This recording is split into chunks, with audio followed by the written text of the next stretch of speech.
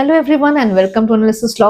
और आज हम बात करेंगे लॉ, जस्टिस एंड मोरालिटी के बीच में नेक्सस यानी कि कनेक्शन के बारे में।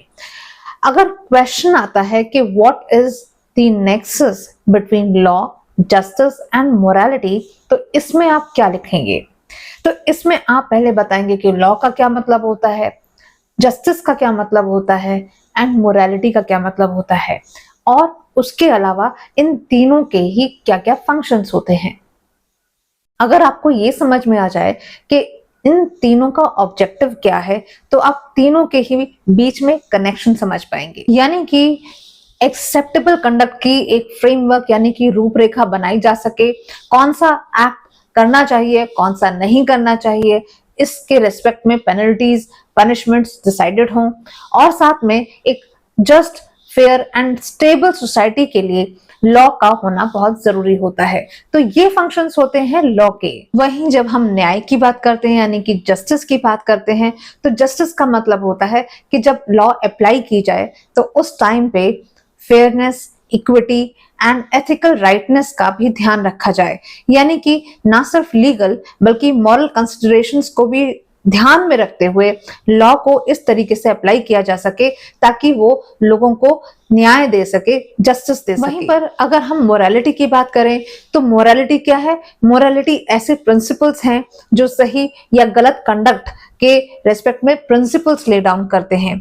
और ये प्रिंसिपल्स किस बेसिस पर शेप किए जाते हैं? चाहे किसी के रिलीजियस या फिर कल्चरल या फिर फिलोसॉफिकल पर्सपेक्टिव होता है, उसके बेसिस पे ही मॉरल्स या मोरालिटी क्रिएट होती है। यानी कि मोरालिटी भी एक तरीके से लीगल सिस्टम को तब चैलेंज कर सकती है अगर सोशल चेंजेस के साथ लीगल सिस्टम चेंज नहीं हो रहा है। चलिए इन तीनों के बीच के नेक्सस को समझते हैं एक लैंडमार्क जजमेंट के थ्रू। इस जजमेंट का नाम है नवतेज सिंह जौहर वर्सेस यूनियन ऑफ इंडिया। ये केस है सेक्शन 377 आईपीसी से रिलेटेड, जो कि बात करता है अननेचुरल ऑफेंसेस के रेस्पेक्ट में। ये डिक्लेयर करता है कि जो कार्नल इंटरकोर्स है दो एडल्ट्स के बीच में, जो कंसेंट देते हैं, वो against the order of nature है। और इसीलिए सेक्शन 377 आईपीसी अभी तक ऐसे एक्ट्स को प्रोसिक्यूट करता है और उनको पनिशेबल मानता है।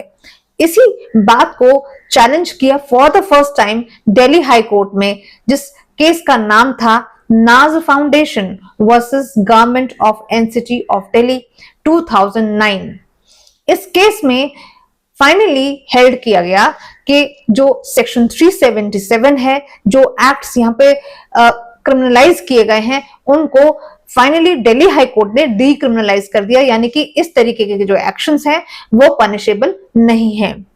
इसके बाद में इसी दिल्ली हाई कोर्ट के केस को चैलेंज किया गया सुरेश कौशल वर्सेस नाज फाउंडेशन के केस में। नाउ इस केस में यानी कि सुरेश कौशल के केस में जो दिल्ली हाई कोर्ट ने केस को डिसाइड किया था, यानी कि जहां पे उन्होंने कहा था कि सेक्शन 377 को डीक्रिमिनलाइज करते हैं, उसी केस को ओवरटर्न कर दिया गया सुरेश कौशल के केस में। यानी कि इस केस में बोला गया कि जो सेक्शन 377 है उसको बरकरार रखा जाए। यानी कि सेक्शन 377 के अंतर्गत जो होमोसेक्सुअल एक्टिविटीज हैं और जहां पे दो एडल्ट्स हैं, कंसेंटिंग तरीके से वो ऐसे एक्ट में इन्वॉल्व होते हैं, उसको स्टिल क्रिमिनलाइज किया जाएगा। इसी चीज को फर्दर आगे लेकर जाया गया 2014 में, 2014 में इनफैक्ट ऑनरेबल सुप्रीम कोर्ट ने एक और केस था जिसका नाम था NALSA versus union of India. और यहां पर तो सुप्रीम कोर्ट ने ये डिक्लेयर कर दिया कि ट्रांसजेंडर एक थर्ड जेंडर की कैटेगरी में आता है और इसके लिए इनकी राइट टू सेल्फ आइडेंटिटी बहुत ही इंपॉर्टेंट है, वो फंडामेंटल राइट्स में आता है।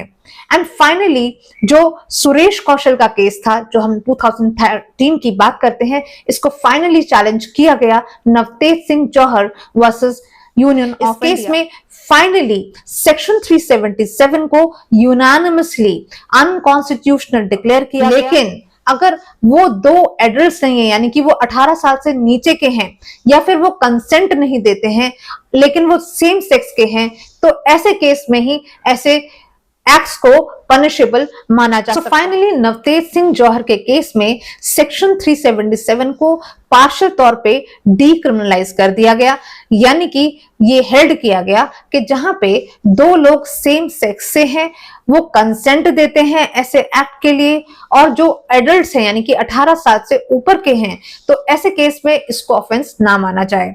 यानी कि सेक्शन 377 जो है वो ट्रांसजेंडर कम्युनिटी के लिए या फिर LGBTQ कम्युनिटी के लिए वॉयलेटिव है, उनकी फंडामेंटल राइट्स के अगेंस्ट है, जैसे कि उनकी फंडामेंटल राइट टू इक्वलिटी हो, फ्रीडम ऑफ एक्सप्रेशन हो, उनकी fundamental right to dignity and private life को अगर वॉयलेट कर रही है कोई भी ऐसी प्रोविजन, तो उसको अनकॉन्स्टिट्यूशनल डिक्लेयर कर दिया जाए। तो जैसे कि हमने नवतेज सिंह जौहर के केस के थ्रू ये समझा कि इन तीनों के बीच का जो इंटर रिलेशनशिप है वो ना सिर्फ डायनामिक है बल्कि थोड़ा कॉम्प्लेक्स भी है, जहां पर तीनों ही कंसेप्ट्स इंटरकनेक्टेड हैं। हम एक कंसेप्ट को दूसरे कंसेप्ट से बिल्कुल अलग नहीं कर सकते हैं।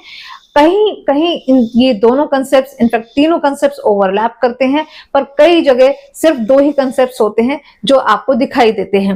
अब यहाँ पर आपको देखना है कि जो लॉ है उसका काम है कि वो सोशल मॉरल्स को इन्फ्लुएंस भी कर रही है और उसको शेप भी दे रही है। उसी तरीके से अगर आप मोरालिटी की बात करें तो मोरालिटी बेसिकली लीगल प्रिंसिपल्स को और डेवलप करने में हेल्प कर रही है।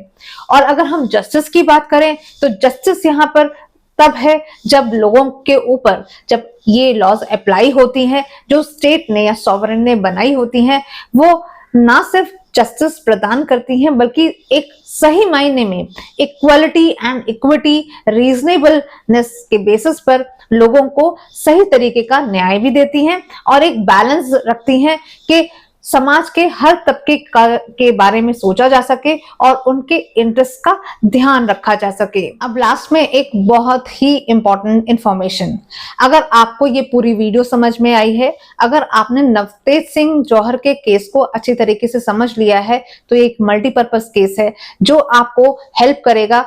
इनमें से किसी भी तरीके का क्वेश्चन आ जाए, चाहे आपसे पूछा जाए nexus between law, justice and morality, या फिर आपको क्वेश्चन आ जाए राइट और short note on state decisis, या फिर आपको क्वेश्चन आ जाए कि social morality and constitution morality में क्या डिफरेंस है, या फिर अगर आपको क्वेश्चन आ जाए आर्टिकल 13 के ऊपर कि जुडिशियल रिव्यू क्या होता है, तो उसके रेफरेंस में भी आप इस पूरे प्रोसेस को, ये पूरा जो सीरीज ऑफ जजमेंट्स मैंने आपको बताई हैं, इन सारी जगहों पर इस केस लॉ को बहुत आराम से यूज कर सकते हैं। अगर आपको क्वेश्चन आ जाए कि precedents as a source of law क्या होते हैं, उनको एक्सप्लेन कीजिए, या फिर कोई एक फैक्चुअल क्वेश्चन आ जाता है, तो वहां पर भी आप इस केस को बहुत आराम से साइड कर सकते हैं। ये आप 5-6 चीजों में देख लीजिए कि आप कहीं पे भी कोई क्वेश्चन पूछा जाए, आप इस क्वेश्चन के सपोर्ट से अपने आंसर को बहुत अच्छी तरीके से ब्यूटिफाई कर सकते हैं।